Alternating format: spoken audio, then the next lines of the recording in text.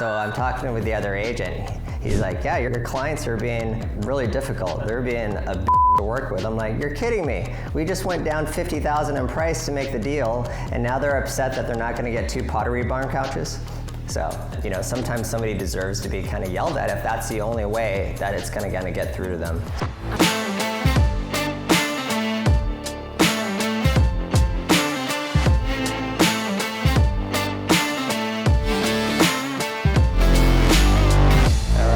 Go. Well, Maynard, thank you for this time just to kind of have a chat with you to learn about your stories and whatnot. I've always had a very high respect for how you approach this business in terms of the level of care you put in for your clients, but also from like a business person perspective, because you're running a team. And that comes in as a little bit, there's like another layer of responsibilities than just being a real estate agent. So I've always had the highest respect for you. So I'm excited to kind of have this chat. So the one of the things that I always kind of felt was there's a lot that goes into the business of real estate. And everything seems so grand, like houses are expensive, and big houses, and like people talk about real estate being like your biggest part of your wealth. But I gotta imagine there's some petty stuff that goes on behind the scene. So what are some of the petty things that you've had to deal with that someone might be like, are you serious? Like, you have a cool story? Yeah, good question. I mean, I probably got a lot of them, so let me think. It's funny, right? You're doing $1 million deals. It seems like $1 million listing. It's all glamorous, and you've done the entire deal, negotiated back and forth. You're getting ready to close, and then suddenly you're talking to your seller, and he's like, "Oh, by the way, I'm going to take this Ring doorbell. I'm going to take the keypad that's on the house." I'm like, okay. And he's like, do you really want it that bad? He's like, yeah, I paid $200 for the Ring doorbell and $100 for the door lock. So of course I do. I'm like, okay, well, let's just talk through this, right? So we're sitting here 2 days away from closing day. He's telling me all this. I'm like, okay, what's going to happen when you remove the Ring doorbell? Well, you're going to have a whole big patch, a hole in the siding that needs to be patched, right? What happens if you remove the keypad? Well, now you're going to have a door that's all messed up and jacked up. Do you think the buyer's going to have a problem with that? Well, they probably are. So yeah, at the same time, he really insisted on doing it. So what did I do? I go, I'll buy you a Ring doorbell and a keypad for your new house. Problem solved. I mean, it just kind of blows my mind, right? That this is a big deal when you're getting to the closing table. Right. For $1 million property, and they're about to walk away with $300,000 in cash in their pocket. So you never know what people are going to get hung up on. And as the agent at that point, you're just kind of trying to diffuse the situation and, hey, like, whatever, like, this is not worth killing the deal over. It's not worth it. It's just like, you don't want anybody to like leave with a sour taste in their mouth at the end. A seller is incredibly happy, but then all he's going to remember is that his agent didn't let him take the Ring doorbell or the keypad. So I think that's where we come in, right, and kind of make those decisions. On the other hand, I've had many clients go, "You're right, that was totally short-sighted. I will leave it." And I've had other clients say, "Hey, we took off some paintings and artwork, and there's some minor holes in the drywall." I'm like, "Oh, no big deal." He's like, No, we're just going to have the whole wall repainted. We want to make sure when we hand it over, it's perfect for them. So, that's awesome. Yeah, that's the opposite of petty, right? Have you ever had it go so far as where it actually like jeopardized the transaction? I mean, close, right? And then this was actually not really at the end of the deal. It's like more when you're trying to finalize the details, right? So now we're talking about a $2 million waterfront home. We're talking about whether or not the furniture that the sellers used as part of kind of their vacation rental, they were going to take with them or leave with them. The buyer wanted it all. The seller said, "Hey, we want to take some pieces." The buyer thought the seller was nitpicky for wanting to take 2 couches. the seller thought they were being nice and thought the buyer was aggressive and wanting all the furnishings. So we got through it. Both sides got their way. I mean, the sellers took their couches. The buyers still went through the purchase. Like, you're kidding me, right? So I'm talking with the other agent. He's like, yeah, your clients are being like really difficult. They're being a bitch to work with. I'm like, you're kidding me. We just went down $50,000 in price to make the deal, and now they're upset that they're not going to get 2 Pottery Barn couches. So that's where you're like, okay, we're about to blow this up for everybody, and nobody's going to be happy at the end, right? Yeah. How much of it, I mean, I gotta assume most of it is like ego versus, because like you said, we're talking about like 7-figure houses with 6-figure profits, and they're not really like, going down the dollars and cents. Like, it's more like, I want to feel like I won kind of thing? 100%. They're like, they can go and look for another house then, right? Like, this is what happens, right? Like, emotions completely like prevent people from sometimes thinking rationally, right? And that's kind of the importance of having that agent by your side who can help you think through things objectively, right? Because I get it, right? It's very personal. Buying and selling for the most part is very personal unless you're an investor, where it's all about the numbers. But for most people, it's personal. Absolutely. Yeah. So pivoting from that, is there a transaction that you still have nightmare over because it was literally the deal from hell, right? Like it's the like, whether, regardless of if it was successful or it fell apart, do you have a transaction that you can kind of share a story of just throughout your career, like that one you're just like, oh my God, like, do you have a deal from hell story? There's a lot of them, and I think for me, like, maybe one of my superpowers is that I stay pretty calm, like, throughout, and I never get too fired up. But sometimes things get really, really complicated, and if the other agent on the other side maybe isn't playing fair or isn't playing like in a manner that is like professional and respectful, that's probably one of the most frustrating things about being an agent. I can live with, I don't know, some contractual mistakes and things like that, that we work through together. But there's some freaking egotistical agents. And so, I mean, and that's not said in let my ego get in the way. These are just arrogant, egotistical agents. So there was one morning I was working through this one transaction, and the negotiations were like intense, going back and forth, and we were in contract, and then we were dealing with the final last minute like issues, and they were bringing up issues that shouldn't have been issues. And like specifically, it's a new construction house, there's a big handoff about who's taking over and doing whatever work. But I woke up one Sunday morning and I got this long email on a Saturday night from them, and like I had no patience at the time. So I actually found myself sitting there like yelling at the other agent, and I do not do that. But this agent deserved to be yelled at, and just for not being professional, not being able to talk to his clients about their unreasonable demands. And I wasn't proud of myself, but at the same time, the yelling was effective. So I'm talking kind of in generalisms because I don't want to give specifics or call anybody out. But sometimes somebody deserves to be kind of yelled at if that's the only way that it's going to get through to them. So 3 days later we closed, but I would say that was a deal from hell. My team saw the emails going back and forth, and they would tell me, I don't know who that guy is, but I don't like him.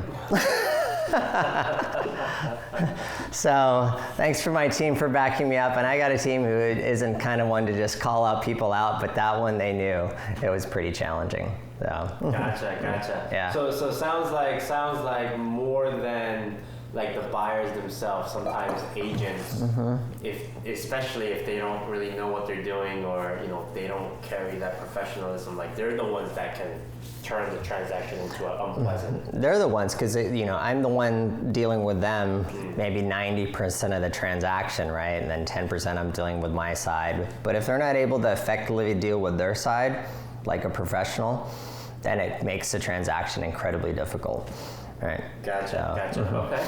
Yeah. How many transactions do you think you and the team have done over the course of your career or something? I mean, we're over 800 now, so we're approaching 900. Okay. So I mean, it kind of blows me away to think about that, right? You've that definitely is a lot. Seen like whatever you can think of, like you've seen. All right. So I've seen anything and everything. So for better or for worse. What are some of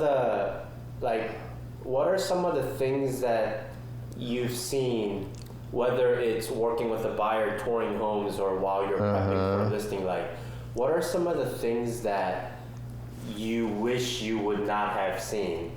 You just like, I cannot believe that just happened kind of thing. Yeah. One of the cool things that we do when we help sell a house is we tell the seller, hey, don't worry about it. You just give us the keys and we'll take care of the rest.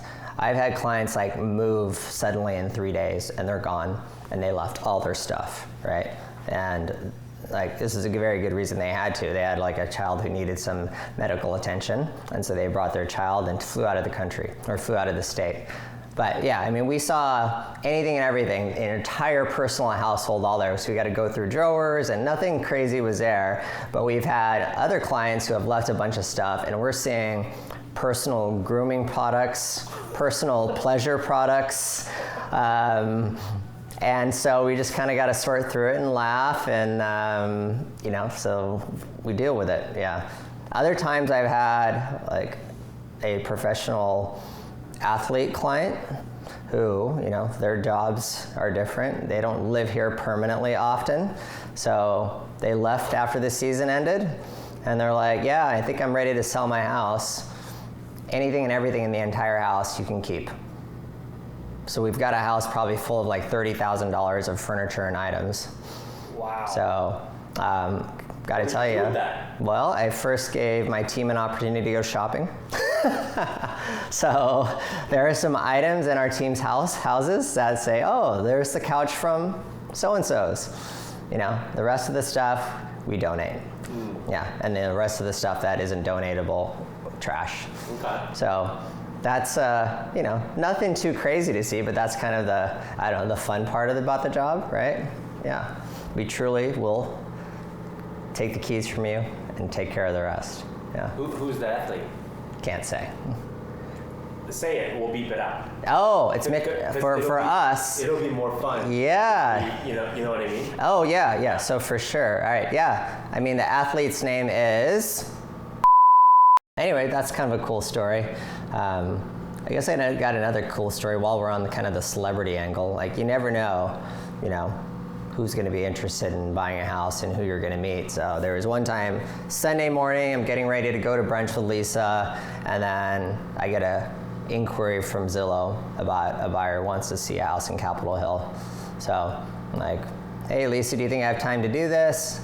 So I said, she goes, yeah, go ahead and do that. So pick up the phone, get on the phone. They're like, hey, we're just in town on a little weekend trip, and we're just interested in, I don't know, buying a house. We really like Seattle. We've never been here before. So do you think we could go see this house? I'm like, yeah, sure, absolutely. I go, okay, do you want to meet me there? He's like, well, we don't have a car, right? And maybe it's just, it's maybe 10 years ago, so maybe Uber wasn't quite as plentiful, but I'm like, no problem, I can pick you up. Where are you going to be? So we'll be standing outside on the corner in front of a coffee shop in Capitol Hill. I'm wearing a flannel and my wife's wearing, I don't know, like a raincoat. So I pick him up, I'm like, guy in a flannel, girl in a raincoat, no big deal. Start looking for houses and shopping around, take them to the house that they want to see. And I'm like, oh, what do you guys do? I'm like, oh, well, we have a TV show in Hollywood. I'm like, oh, cool. And I'm trying not to be like this gawky, starstruck agent, right? So I'm just kind of casually talking about, oh, cool, what do you like about Seattle? I don't know, it's just different. Where we live, it's kind of just like fast and busy. This is so nice. So long story short, they like the house. They think about it overnight. I drop them off at their hotel at the Four Seasons. Next morning they call me and they're like, all right, Maynard, we want to put an offer on the house. He's like, okay, I need your full legal name. I need all that. I need proof of funds. You're paying for cash. So he sends me this bank statement with $1 gazillion in it. And then he tells me the name. I'm like, okay. interesting. I'm like, I have no idea who this person is. So, but I look up the name, I look it up, I'm like, oh, he does have a TV show. He's on this show called Pawn Stars. So I'm like, no. Pawn Stars, cool. I've kind of heard of that show. And then we tell our son about it. He's like, I love Pawn Stars. Oh my God, you sold a house to that guy? So anyway, that's kind of the fun part about this job. Yeah, we're not, Ryan Serhant and dealing with like people like that, but we do work with celebrities here and there, athletes. Awesome. So fun part about the job. So regardless of whether they're celebrity or regular people, I mean, as a professional who's dealing with non-professionals, you always have to like educate the clients to a certain degree on certain things. Yeah.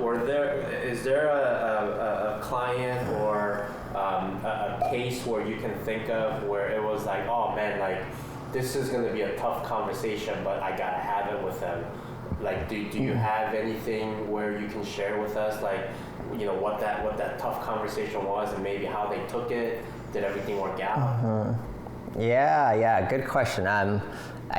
There's a million cases like this, right? I mean, this is a classic for Seattle, right? Imagine you're a buyer, you're trying to, get the house that you want in the neighborhood you want, and the house that you want happens to be in the neighborhoods and the style of house that everybody wants. Like, picture nice craftsman home, nicely updated still, walkable, great location, right? So these homes are few and far between.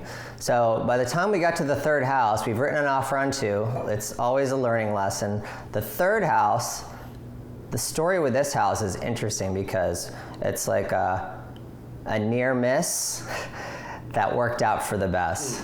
So we made an offer on a house, multiple offers on the property.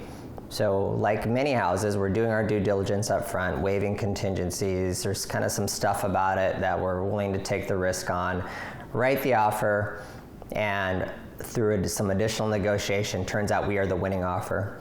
So a lot of stories to this one, a lot of layers to this one. We're the winning offer. Verbally, we get the offer accepted. We have to make a modification. We send the updated modification back. Mind you now, it is the Wednesday before the 4th of July. So the 4th of July is the next day. So we're trying to get all this wrapped up. Clients are on the way to the San Juan Islands. I'm at a family barbecue. Suddenly, it goes radio silence from the agent. We're like, what the hell's going on? Then she gets back to me later. She's like, yeah, just trying to work through my clients still. They're having some difficulties being able to sign it. And next thing, it's 10:30, 11. I'm like apologizing to my clients. They're on an emotional high because they're winning the house. And I'm like, I don't know what's going on. They're not signing it. Next day comes around. She's like, yeah, it's the holidays now. Sorry, I'm having some difficulty with my client. I can't tell you the full story. I'll get back to you. Turns out that the stress of selling that house for those people kind of ended up putting one party on the deep end, where they went on like a weekend bender. Oh wow! Like left, you can figure out what bender means, right? So yeah. Anyway, they're like, privately, I'm sure they're gonna get a divorce. It's gonna complicate the whole story. Then of course a week later they came back. Oh, everything's fine. They still want to sell the house to you. They appreciate the offer. In the meantime, through a little bit more due diligence, we found out that the house actually had a previous landslide on the property. So now my clients are really concerned about the house, and we're doing due diligence. We talked to geotech engineers, and they're like, yeah, there's some risk here, but who knows? It may be fine for the next 75 years. Mm-hmm. But they want to start a family. So do you want to buy a house that's subject to a potential landslide? And they're like, okay, let's walk away. 2 weeks later, 3 weeks later, we still haven't found the house. They keep coming back to that house, but the house is so cute. The house is so cute. Finally, at some point, we have a conversation. I'm like, okay, it's up to you guys at the end of the day, but there's going to be another house that's going to come along. This one just has way too many red flags and a lot more risk. And we all started dealing with a seller who was, a little bit unstable, right? So fast forward to today. They closed on their house about 2 weeks ago. They're incredibly happy. Not a house with landslide risk. Not that. Not that house. A totally different house. But that's kind of one of those situations where you just got to tell your client, like, all the facts are pointing to this. Up to you at the end of the day. I can't decide for you, but Right.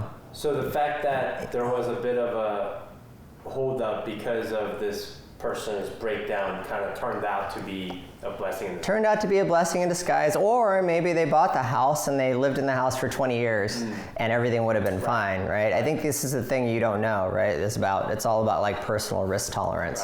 Right. So we get this all the time with people who are really worried about overpaying for a house, especially in this market. Rates are high, payments are high. What I can tell you though, the longer you're in a property, then the less risk you have in that property. Over time, always over time, over a 5-year period, real estate appreciates. So what's the story with Maynard getting into real estate? Because I know you used to be in like financing, like banking. Yeah. I actually know somebody that used to work with you.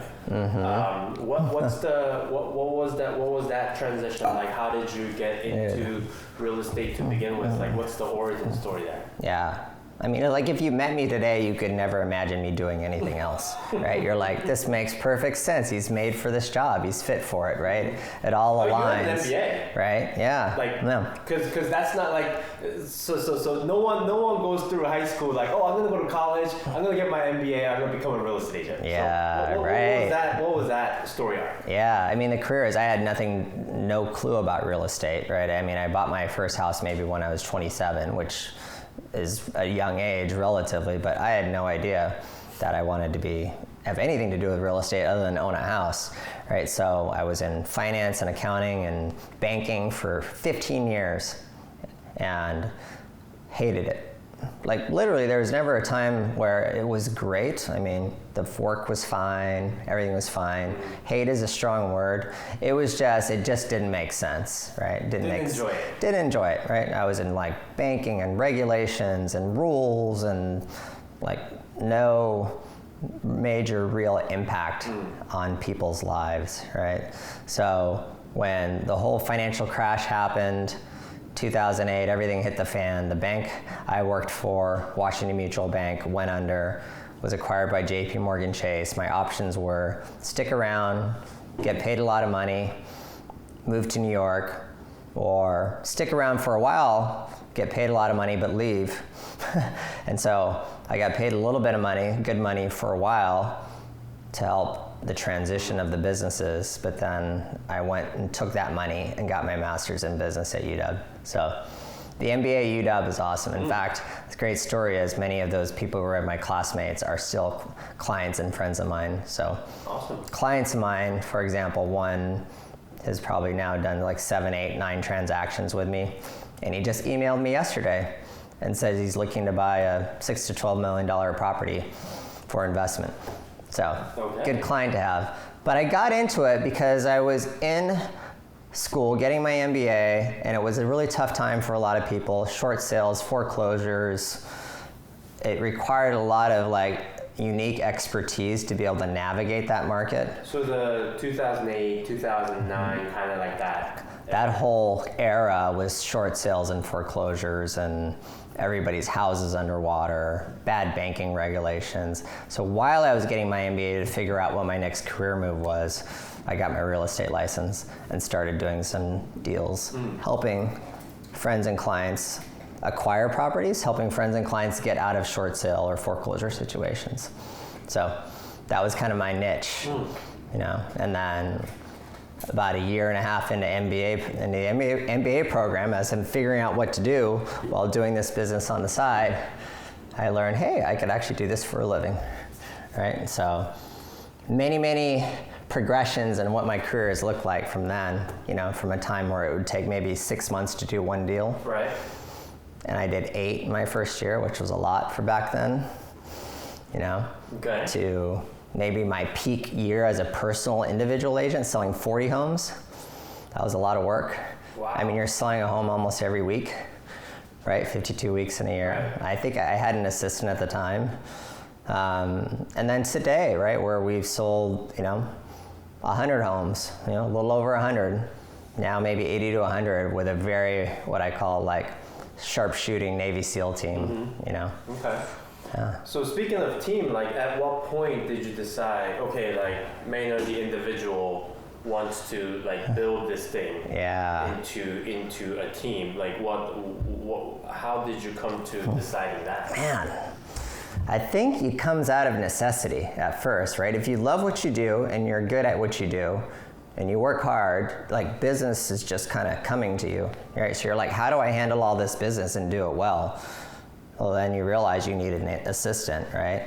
And then you go from there and like, okay, how do I do even more so? The assistant can do all the administrative work, but then I need somebody to actually open doors, show houses, write contracts, and then you get your first buyer's agent as a partner, right? Or as a kind of a member of your team, right?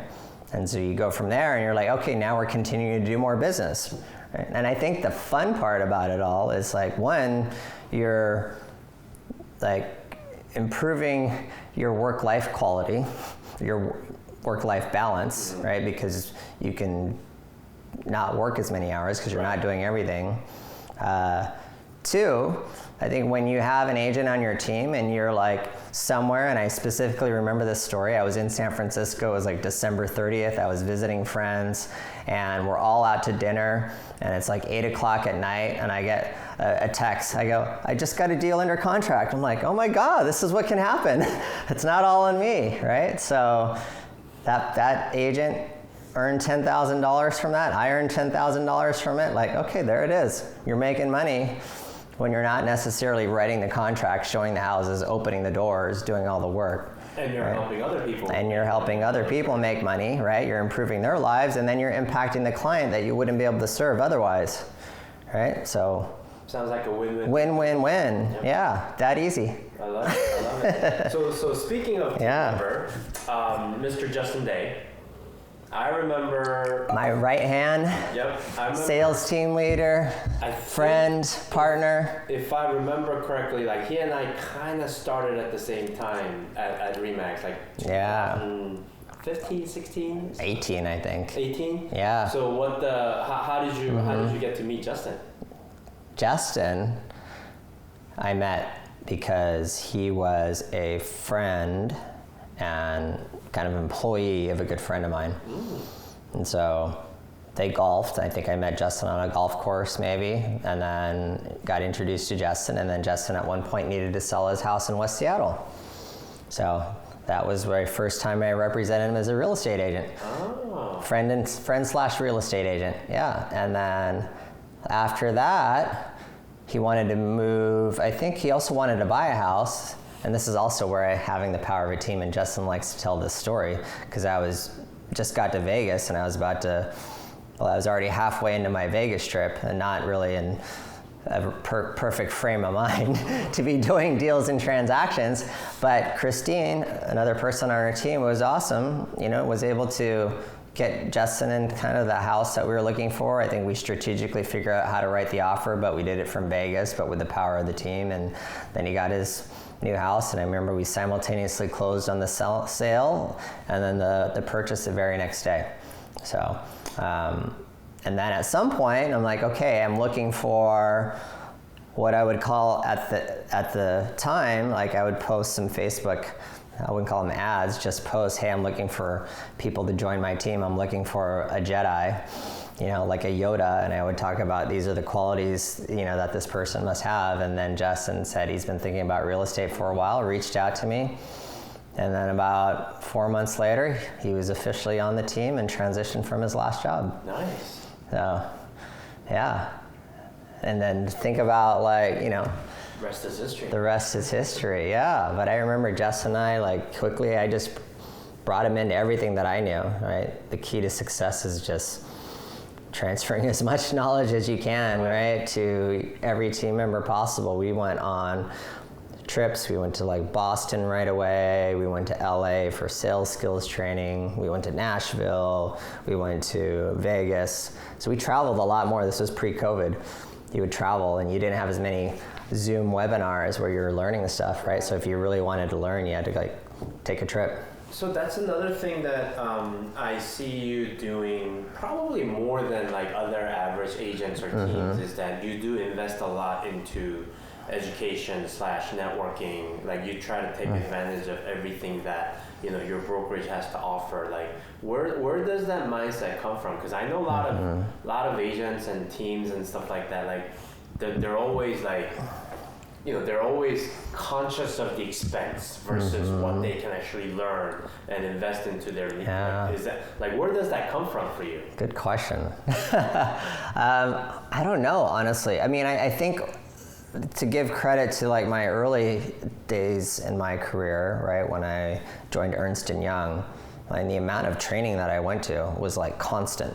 Right, so I just thought that's what you do. You go to training conferences, you learn, you invest, right? But then when it became my own pocketbook, right, certainly I had to like think through that, right? It wasn't as straightforward, but probably the biggest decision I made, like it was maybe a good turning point in my career to take me from, I don't know, individual agent trying to figure things out, is when I paid, I think, $12,000 for a year of Tom Ferry coaching. And I probably had like $30,000.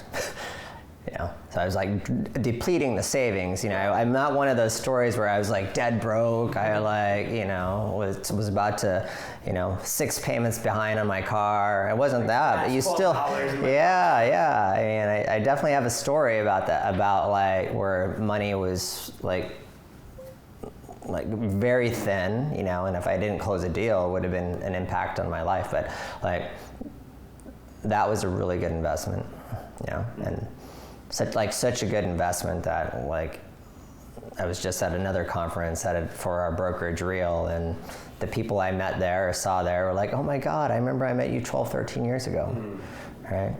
Like powerful like networks, and like the amount of referrals I get on an annual basis, like from relationships I met like 12, 13 years ago, right? This is what's hard to quantify, right? People don't like want to invest like the time or the money, but it just pays off like further down the road, right? It's just not so immediate. Life would be a lot easier if you go, if I do this, I get exactly this, but that's not how it works. Absolutely. I mean, one of my Portland referral agents, like we've done probably 4 or 5 deals back and forth with each other in like the last 4 years, and we lost contact for 8 years, and then suddenly he needed somebody in Seattle, and he remembered the fact that we were drinking old fashions at 2 a.m. in the morning, right? And then he's like, oh yeah, Maynard, Seattle, we drank old fashions, and he's got a good track record, right? Like, the experience doesn't hurt, right? It's not like that's the guy I got drunk with and he does 2 sales a year. Doing almost 100 sales sounds great, probably feels great, looks great. But I gotta assume sometimes you feel like whether it's the duck or the swan in a lane where it seems all peaceful on the surface, but underneath you're just paddling as fast as you can. Like what are some of the challenges that you face as not just a real estate agent, but like a real estate agent business owner? And how do you navigate through that? I think the best way I navigate through it all is because I know that like I really value my personal time, and I know I can't have that all unless I have a really good team in place. Number one. Number two, like I want to deliver, like personally, I just have a very high drive for like success and like delivering exceptional service, and I know I can't like on my own without like working really hard to do it. Right. So that's where you want to like just invest the time and the energy and the effort, like on an average day, 3 days a week I'm up at 5. The other 2 days a week I try to sleep until 6, but I wake up at 5 anyway. The reason I try to sleep in is because I don't have a 6 a.m. workout, right? But that's how I start my day. Then I generally have 1 to 2 hours of being able to like catch up on email, think strategically about business direction and decisions before the day goes crazy. I mean, definitely lucky that, I've got like an awesome like wife and business partner in the business, and our kids are older, so I totally can empathize with the, people who have different responsibilities to juggle. Right. So in theory, though, I could sleep till 8. But I get up early, right? Because I have responsibility to my team and to my clients and like to myself, right? So, like specifically, like what is all the paddling that we're doing? I mean, I think for us, we're just trying to anticipate problems before they happen, right? It's like one thing I learned is that you need to have good business partners, but at the same time, you're the one responsible for it all at the end of the day, right? So I don't want to micromanage anybody, but you learn to like actually micromanage until you find out that they can be trustworthy, right? So it's like this book called Extreme Ownership. One of the best books I've ever read. One of the hardest books I've ever read, because I could not get my head around how if you gave somebody full direction and they didn't quite get it right, then maybe it just means you didn't give enough full direction, and there's a shortcoming in which you train them about, as opposed to like, I gave full direction, that person's an idiot. So it's taking ownership, both sides with you. For any business owner, like there's nothing better than extreme ownership. If you truly want to have a business that is performing at its best, and then get out of a position where you're like in the blame game if things don't work out, right? You take full responsibility. So yeah, I mean, we're paddling hard all the time. I mean, I could probably look at something. And you guys, so you mentioned earlier you guys just came back from offsite. You were sharing with me a bit about like the mindset going into 2026. Could you give us a little sneak peek of what we could be expecting from the Wagner Real Estate Group in 2026? Yeah, I mean, every year we try to come up with a theme, a North Star that we can drive, like we can look to and make all decisions around. It's like a decision framework essentially, but like a vision that gets you excited about the year. And like as an industry as a whole, like the last 2 years have been a couple of the worst years in real estate ever, right? And we've done well, but we also have, seen kind of the ups and downs in our business, right? And so we've also seen some situations where maybe we didn't like quite get or deserve like 5 stars across the board, like on service. And it could just be one small thing, right? So what we've said and decided is we can impact and have way more impact on our clients' lives, on the families that we serve. Impact, right? We want to have impact. Like for somebody who cares about their life and their business, you want to have impact on the people you serve, your customers. You want to have impact that allows you to have a better life for your family. You want to have impact that allows you to have like more time and freedom and perhaps more money in your bank account so you can also make an impact on others. We're like, okay, how do we make more impact without actually just doing more work, right? And so what we decided is we want to elevate the experience, not get like in complacency or resting on how we do things today that gets us, over 300 5-star client reviews, is how can we do things better? Right, and how can we make sure we do it consistently? So we really want to elevate the experience for our clients. Like internally, we do a lot of things really well, and I think a lot of teams would be envious, but I know we can do a lot more, right, with what we have. Like we're probably at a point where we have the most seasoned team I've ever had in 15 years. 4 agents with like 4, 5, 8, 15 years in the business. We got, administrative personnel who've got high-profile jobs in HR roles, director roles, CFO roles. We've got a transaction coordinator who's been with us for now 12, 13 years. We've got a social media person I've been working with for 7 years. We've got a photography, videography team that I've been working with for 7 years.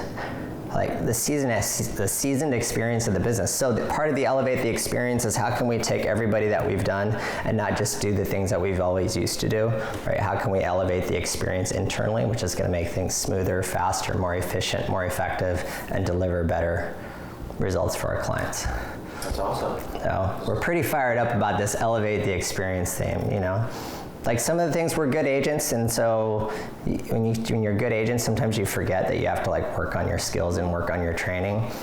So let's just say, for example, you're an agent, like this agents will understand this, is that if I meet 10 clients or 10 prospective clients and then I convert one of them into a sale, right, and I want to sell 20 homes, that means I got to go meet 200 clients throughout the year, right? That's 8, 9, what is that? That's 15, 16, 17 people a month, right?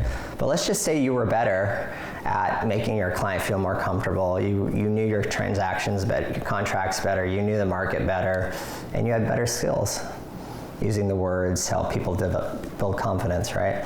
And now suddenly, instead of 1 out of 10, you're actually selling 2 out of 10. You just doubled your sales with the same amount of work just because you're better. So that's really what we're focusing on too as agents, is getting our skills better. That makes sense. Elevate the experience. So we're like, okay, if something that we're doing doesn't elevate the experience internally or externally, stop doing it. Yeah, get rid of it. There's a lot of what do you call it, fat, or a lot of noise. A lot of noise, right? Things you can cut out.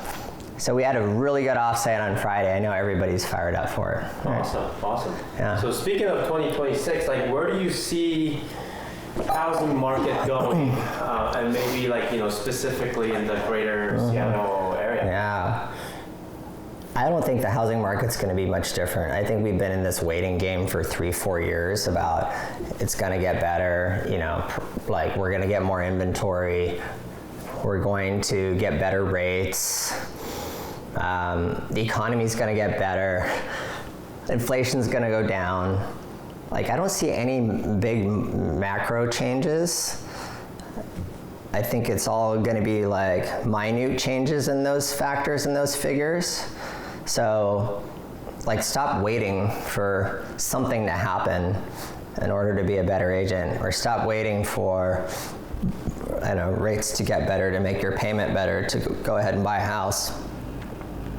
If you're uncertain about buying a house, don't buy a house. But if you want to, if you can afford it, right, you feel secure enough about your job, and you want to stay here 5 or more years, absolutely buy a house. But if you're uncertain and you want to maybe have some flexibility in your life, and you feel good about renting, rent. Our job's not to try to convince people to do something. Our job is kind of help people understand, figure it out. What they're capable of, sort through the question marks that they have, And so I don't think we're going to see massive improvement in rates. I think we might see a little bit, like getting the crystal ball out. But we're not going to drop below 5.5. So maybe we'll get below 6, but we're supposed to be below 6 already. Now we're at 6.25. Right. So we keep like bumping up and down, right? So it sounds to me like there's always something going on, right? The decision is based on your need and your personal fit, not whatever the noise is out there. Right. Yeah. Don't get too caught up in this. I think most people are doing it because it's helping with their lifestyle in some form or another. They're upsizing, downsizing, relocating, going to a better school. Maybe they did buy a while ago and they've got some equity in their home and they're trying to figure out how it makes sense to move from a 3% rate to a 6% rate, right?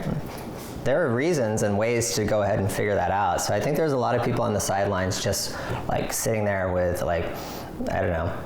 too many questions in their head, and it's very difficult to make a big decision in your life when you have too many unanswered questions, right? So don't be afraid to talk to a real estate agent. I mean, I didn't want this to sound like the classic, talk to your real estate agent sooner than later, but it's true. Yeah, it really is. At least you're a trusted one. I mean, if you have cancer and you need treatment, people are going to say, go talk to your doctor. Oh, it is. is, right? Yeah, I'll talk to somebody, but people are afraid too. They'll do some research on the internet, right? And then that's not going to help.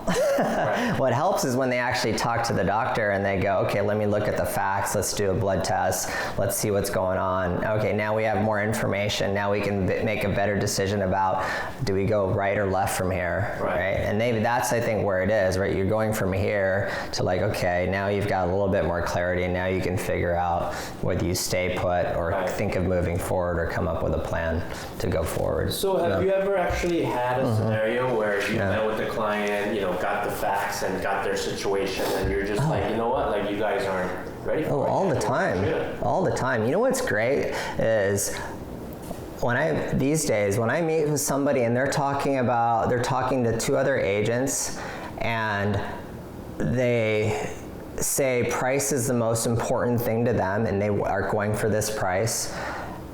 And so I found myself when they tell me that up front right away, I almost don't have the conversation with them because I like, okay. But then I actually meet with them. I go over the data. I go, tell me more about why you want this price. Well, this is what I paid for it. Well, I'm sorry, that's what you paid for it a while ago. I mean, why are you selling? Because I don't want to be a landlord anymore and I've moved on. Okay, is it worth it to be a landlord for the next year for maybe the house going up and you're making like maybe 20,000 more? Or is it, what if it goes down? That's equally as likely, right? So then you talk through it and I go, this is what we could sell it for today. And they're like, well, thank you for being upfront with me and factual with me. I'd like to move forward. So, I mean, that's this one situation where in other situations, like, yeah, price is the most important to me and my plan B is I am happy to rent it out and I'll hold on to this for 3 years just to see what happens. Okay, well, yeah, that makes perfect sense. Me too. Yeah. Or, hey, it's a massive stretch if I buy. I can afford this. My husband's unemployment is uncertain, and we got some health issues. Well, maybe now it's not the time to make that big change, even though I know you want a better house. So, okay. It's nice if you talk to them just as like a normal human being, but with a professional background and expertise about how to accomplish something or what to look out for, then you're going to get to the right answer. And for me, when you talk to enough people and you give them the truth and now's not the right time, well, they're eventually going to do something with you because you're honest, and so when the time is right, Right. Or they go with another agent and they maybe get a good result that I didn't think they could get. Right. I mean, that doesn't happen too often. More times they go with somebody else and then it doesn't work out, and then because they got overpromised something. When people are trying to find, it's kind of mind-boggling. I saw a stat a couple years ago that said average person knows 5 to 7 different things. Oh yeah. But then you also see these people jump on Facebook groups and be like, hey, does anybody know it? I'm like, so if someone is trying to interview to find the real estate agent that they can work with, what are some of the things that they should be looking for? What advice do you have for someone who's looking for an agent? What, as they interview, what should they be looking for? Yeah. I mean, I think if you're smart enough to acknowledge this is a very complex transaction and it requires a lot of professional expertise, whether buying or selling, then if you believe that, then your first piece should be okay, do they have experience? And if they do have experience, do they actually have clients who are willing to actually write reviews or give testimonials? I mean, you interview somebody for a job, or you're interviewing for a job, you provide references and they check references. Right. I don't understand why people don't ask for references. When it comes to real estate. Yeah. So let's just say you're an agent and you didn't do a good job of getting your Google reviews or anything like that. Well, at least be ready to provide your list of references, or you're the buyer or the seller. At least ask for references if you want to consider them for the job. So to me, that's number one. 2, I mean, because that tells the whole story, Sure. right? From the buyer's or seller's perspective. There's nothing better than that. And then why not pick up the phone to talk to 3 people if you want, right? But yeah, I think friends who've had good experiences with agents, that's for sure something to rely upon, you know? And then 3, right? This is going to be somebody you're like making a personal connection with, right? So just truly understand whether or not you actually want to spend all this time with people, and you're comfortable talking about like your personal life. And because believe it or not, the personal life kind of tends to matter quite a bit when it comes to helping somebody have a satisfactory buying or selling experience. So, I mean, that's big. It's like people sometimes don't want to talk about it because they think of it as like business transaction. But the more you know about like them personally, then the more you're able to actually, I don't know, find out whether or not they're going to be pissed off if somebody actually, you know, wants, I don't know, the patio furniture, you know, or, you know, whether or not, hey, money doesn't really matter as much. I want to pass the house on to somebody who is going to build a family like I did, right? Or, what do you mean you want a nice kitchen? I'm like, yeah, I want a nice kitchen. It needs to be kind of updated. Well, what does updated mean? Well, I don't know, it just means that it's not super old, but I cook a lot, right? And it's going to be a big focal point of the house, right? I don't know, right? So that's more important than I want a 3-bedroom, 2-bath with a nice kitchen, right? So there's a lot of that. I think that's important. I think, you know, what does surprise me though is this is something we always try to do. It's like you're so close. And you're essentially BFFs, best friends forever for, you know, for 3 months, 4 months, for however long it takes, and then the transaction ends, and you're like, well, now what? You know, how do you continue to like, you know, stay in touch with them, and then, you know, so that's one thing that's always hard to figure out. Well, I've been to a couple of your client events, and I think, you know, stuff like that, those are a great way to, you know, stay in touch and show appreciation. You know, even if it might be just once a year that you get to see them, but it's a great way to, you know, look back and, you know, kind of catch up with them. Yeah, for sure. We love doing the client events, and we obviously love socializing with people. And I think by our very nature as agents, we're very social people. So there's a lot of clients we work with actually who don't really would feel comfortable coming to a party or, you know, doing all of that. So they don't show up, and so you're like wondering, okay, how do I, you know, help them? How do I stay connected with them? And then you think that, well, yeah, every time I reach out to them, they never respond. So they must not like me. But then I got a call, what was it, like 6 weeks ago. I think I got an email on a Sunday, and it says, we just saw a house over the weekend. I haven't talked with this person for 6 years at least. The person you thought, oh, did they? Yeah, right. And this happens all the time because we do an effort to stay in touch and reach out to people and stay connected so we're not strangers. But like, you know, we had a call on Monday afternoon. I called the listing agent who I happen to know. She's like, yeah, we don't have any offers. A house could be yours if you move fast. We got them pre-approved that night, wrote the offer the next day. Wow. I said, hey, it seems a little bit overpriced. Do you want to, you know, go full price, or do you want to try to go for a little bit less? And they go, well, we love it, and here's why. And I go, okay, well, you know, we'll include a financing contingency with appraisal contingency because we can, I think, for this particular one. So if it comes in less, then at least you don't know feel like you're overpaying, and we can negotiate from there. But yeah, it appraised, they closed, and I almost couldn't meet them, but rearranged my schedule to meet them since I still hadn't seen them. I never saw the house. I just knew how to, you know, how to like put together an offer. And then we spent 2 hours at the house talking about their plans and all the things that they were excited about. It's like as if we were long lost friends. Did they mention to you why they didn't respond to you? Nope, I didn't bother asking that anymore. So I realized that I was still their trusted real estate agent. It's just like, you know, they're busy with their lives. So sometimes, you know, they're not. I mean, I had dinner just recently with a client of mine who referred another couple who are close friends. So we had a 4-person like dinner engagement. And the first couple we closed on last year, they met me through Zillow. And they said, yeah, we're so lucky we met you.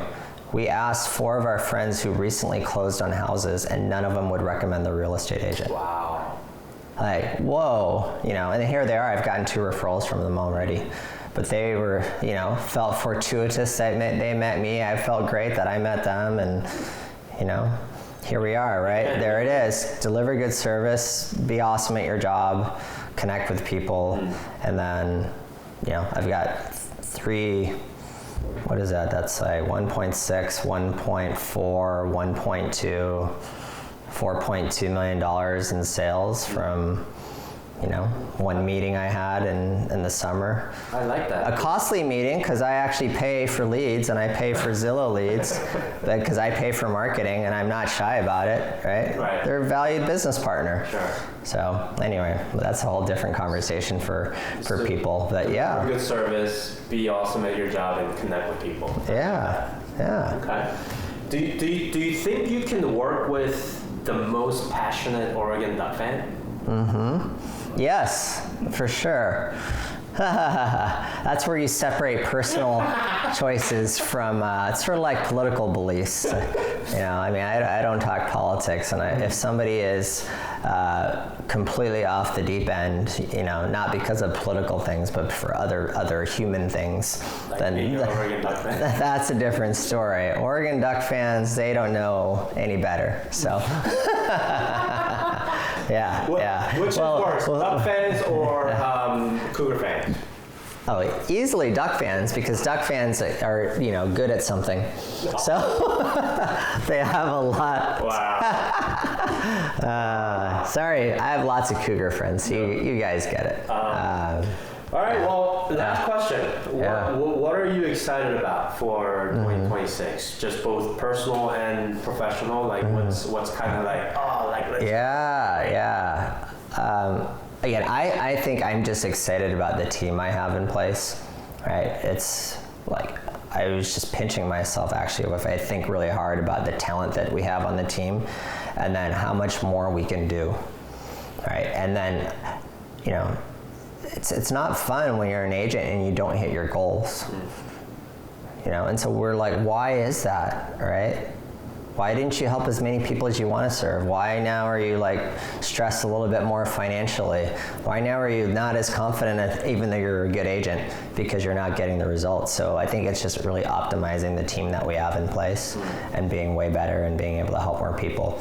2026 is every year I think this is a fun time of year, right? So we really spend a lot of time trying to plan your year with intention, because if you don't, you're just going to get whatever the world gives you, But if you come up with a plan and a North Star, right, that's huge for us. So that's what I'm most excited about. I think the entire team again is excited. They recognize how much more we can do, and maybe there will be less economic headwinds too, right? And maybe everybody will feel a lot more confident about things. Okay. That certainly won't hurt. I want to take personal front? Yeah. So this is actually funny. I might even digress here a little bit. But on the personal front, we're going to Portugal as a family. So our entire, family on Lisa's side, including all the way through grandkids. Great grandkids are going to Portugal. So we'll have a house that can fit 20 people, right? So that'll be really exciting. Hoping for a very smooth vacation. Speaking of all these stories, I do have the one vacation from hell.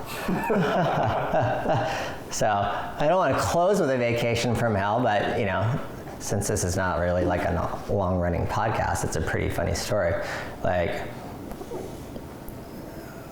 When you have a team in place, you can often take vacations and take time off without having to deal with things. But sometimes you have really complicated situations where, there's nobody who can really handle it. You hand it off to. Mm-hmm. And so I had arrived in Puerto Vallarta. I had food poisoning. It was the worst flight I've ever had in my life. I got there, and next, 2 things that I was working on just started to go sideways.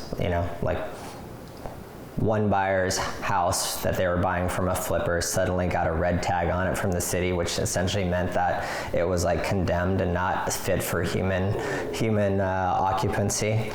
So that was only because they didn't do permits on the house. But we had to go through a lot of like legal issues, and like worst case scenario, we're like closing on a house that they can potentially not occupy that costs $1.4 million. Best case scenario is nothing happens and they just get the permits in place and everything's fine. So we had to balance, like if we close on the house, how much money can we withhold from the seller's proceeds in order to be able to close comfortably? And then we did a lot of due diligence on like what they did and figured out, okay, they didn't do anything wrong, they just never pulled the permits, right? So getting through that. But yeah, I mean, Lisa's drinking margaritas. Imagine me like wanting to drink a margarita, but having to keep my mind sharp. And I dealt with that for like 4 or 5 straight days, right? So that was like my vacation from hell, and then throwing a couple other properties. So it was really non-vacation. Positively, I'm in Puerto Vallarta doing this. I just happened to have food poisoning. I couldn't, kind of enjoy myself and relax, but I was working remotely from Puerto Vallarta. So, and clients are happy at the end of the day. So there you go. Yeah, I mean, that's kind of the crazy nature of the job. But yeah, I'm excited to go to Portugal next year, and I'm excited to go visit my daughter Isabella, who just moved to New York. Awesome. So we'll be there in March. Travel is a big part of our enjoyment. So love it. Yeah. Well, thank you for that. I got to learn a lot about you, Wagner Real Estate Group. Yeah. I'm excited for you guys for 2026. So, we'll probably do this again at the end of next year, huh? Awesome. A lot of fun, man. All right. Thank you. Excited.